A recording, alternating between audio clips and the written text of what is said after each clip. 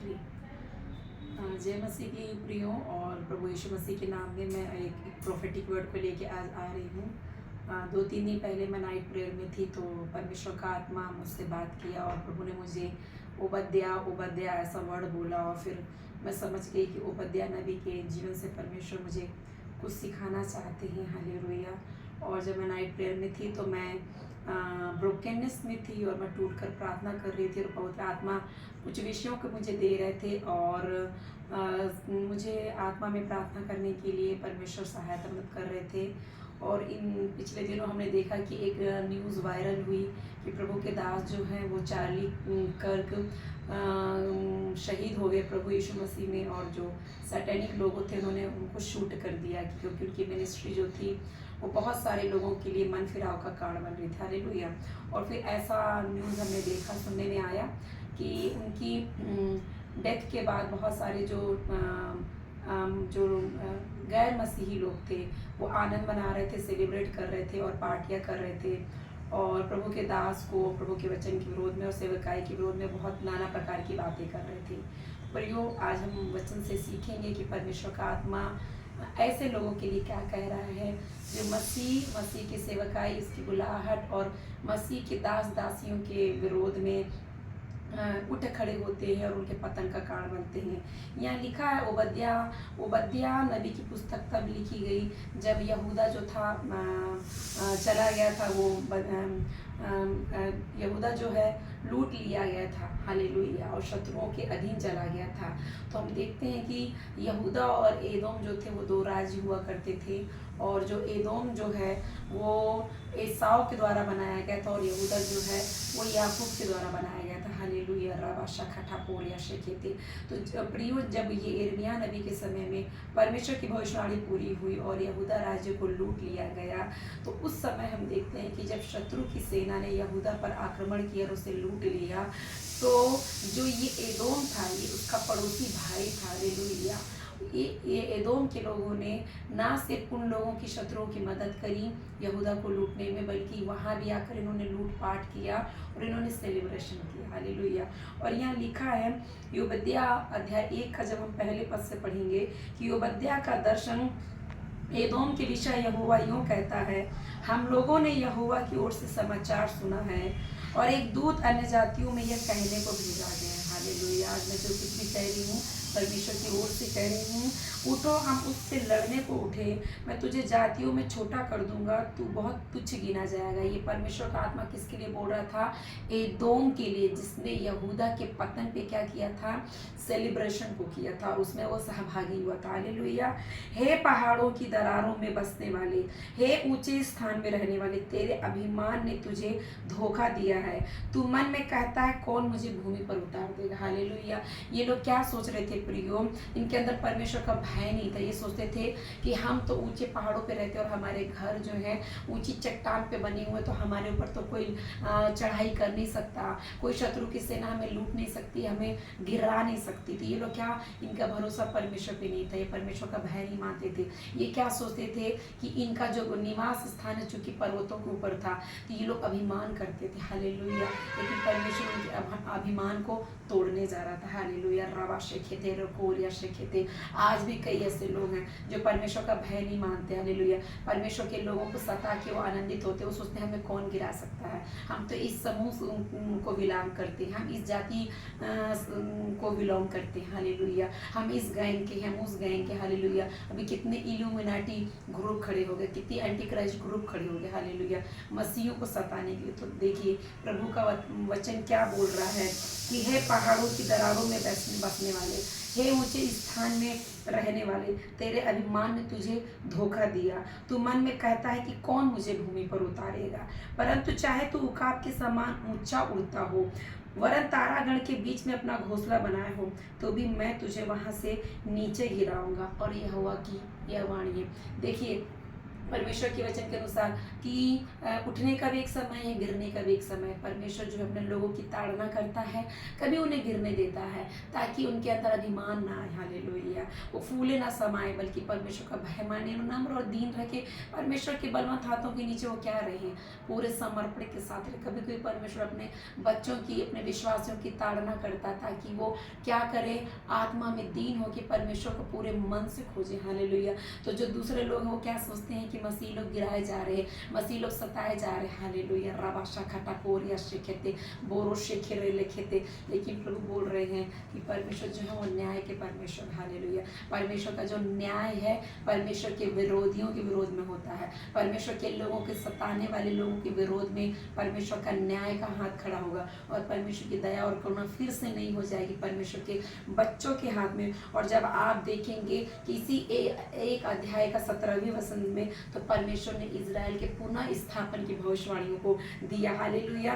परंतु उस समय सिय्योन पर्वत पर बचे हुए लोग रहेंगे और वह पवित्र स्थान ठहरेगा, और याकूब का घराना अपने निज भागों का अधिकारी होगा। भले उन्हें मैंने अभी क्या किया, शत्रु के हाथ में दे दिए पराजित करके, लेकिन एक समय आएगा उन्हें मैं वापस यहीं लौटा के लेके आऊंगा और वो अपने शत्रुओं पे क्या होंगे, अधिकारी बन जाएंगे, हालेलुया। लेखो तो मोरो खोतिया रशा माशे के तेले जे रिया माशा खटारा खोतिया। तो देखिए, जिन्होंने चार्ली क्लर्क को की हत्या में जो लोग शामिल हुए हैं तो वो ज़्यादा आनंदित ना हो, क्योंकि परमेश्वर का न्याय भरा, परमेश्वर का क्रोध का हाथ उनके ऊपर है प्रियो, हालेलुया। परमेश्वर निश्चय ही उनसे पलटा लेगा। और जो लोग पूरे भय के साथ परमेश्वर की बाट जो रहे वो नया आनंद प्राप्त करेंगे, नई विजय प्राप्त करेंगे, नई सामर्थ को प्राप्त करेंगे, उठ खड़े होने की सामर्थ को प्राप्त करेंगे। क्योंकि परमेश्वर के वचन में लिखा कि धर्मी जन गिरेगा तो सही, लेकिन वो गिरा न रहेगा, अगर वो 7 बार भी गिरेगा तो वो उठ खड़ा होगा, हालेलुया। रवाशा खटरों को लिए से खेते। पता है जब प्रभु का दास स्तिफनुस, एक जवान, बहुत आत्मा और सच्चाई से परमेश्वर की आत्मा की सामर्थ्य से भरकर बड़े बड़े चिन्ह और चमत्कार के काम करता था और आत्मा में बड़े हियाव के साथ अन्य जातियों के बीच में मसीह के सुसमाचार का प्रचार करता था, उसके द्वारा कई लोग मसीह में आ रहे थे। तो पता है जो गैर मसीही लोग थे, जो लोग उससे ईर्ष्या और जलन करते थे, उन्होंने उसे पत्थर वाह करके मरवा दिया, हालेलुया। जिंदा मरवाया, लेकिन बाइबल गवाह है। जब आप प्रेरितों के अध्याय में पढ़ेंगे तो ऐसा लिखा है कि उस पत्थरवाह में, उस मर्डर में, हालेलुया, पौलुस नाम का एक जो एंटी क्राइस्ट व्यक्ति था वो शामिल था। लेकिन बाद में ऐसा हुआ कि जब परमेश्वर का इनकाउंटर उस पर हुआ तो वही पौलुस क्या हुआ कि उस गैंग से निकलकर, हालेलुया, उस अंधकार से निकलकर प्रकाश में आया, ज्योति में आया और वही मसीह का प्रचारक बन गया। तो देखिए, याद रखिए, आज आप जब एक स्तिफनुस को मारा गया था तो एक पौलुस खड़ा हुआ और वो बहुत सारे लोगों के लिए आशीष का खान ठहरा, हालेलुया, आमीन।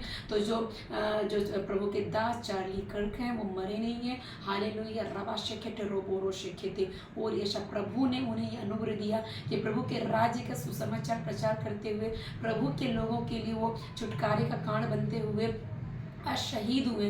तो जिनका लहू बहाया गया वो पुकार रहा है, वो अभी भी प्रार्थना कर रही हो, जो उसकी मेंटल है, जो उसकी सेवकाई है वो खत्म नहीं हुई, हालेलुया।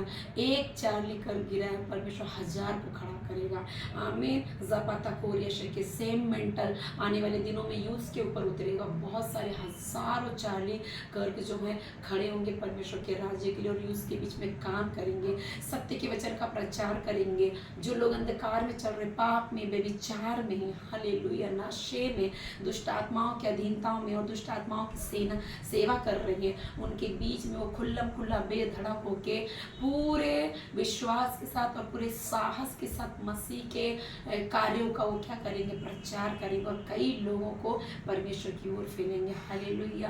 केरो तो मोशा खतरा बारा शेखेते। आज जितने लोग वचन को सुन रहे हैं, जो यूथ हैं, जो प्रभु उठना चाह रहे हैं और जो इन चीज़ों को देख के डिस्करेज होते, तो प्रियो मेरा आप लोगों से यही निवेदन है कि ऐसी न्यूज़ को सुन के डिस्करेज मत होइए। स्टीफन को याद रखिए, जब वो घायल किया जा रहा था, जब वो शहीद किया जा रहा था, जब उसके ऊपर पत्थरवाह हो रहा था, तो उसने पता लोगों की ओर नहीं देखा, उसने स्वर्ग की ओर आंखें करी और उसने देखा कि स्वर्ग खुली और यीशु मसीह हाथ बढ़ाकर बोल रहे हैं कि वेलकम माय सन, हालेलुया, और डायरेक्ट वो हेड में गया।